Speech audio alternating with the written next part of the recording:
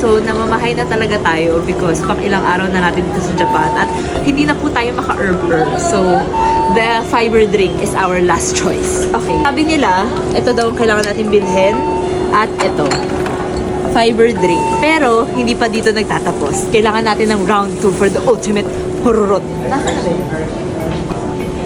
Oh. Alas, na-distract sila. May Wait lang, akong nagbibideo. dumaan, guys. Na-distract sila. Asan na yung mga fruit? Asan yung mga smoothie? Nasa ref ba yun? Wait. Kailangan natin ng ganito pala. Kailangan natin ng ice para i-mix itong dalawa. Archie, nasan yun?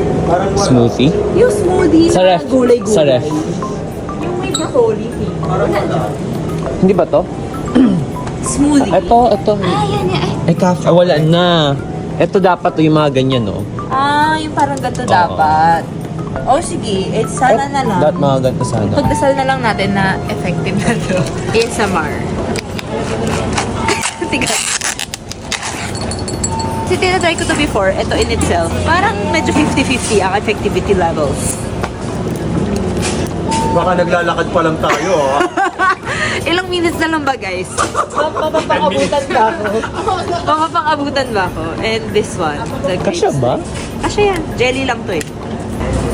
Tatawanan kita kapag talaga natay ka sa... Para siyang Wait.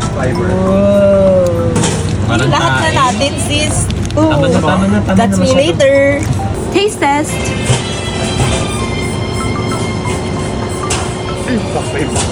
It's giving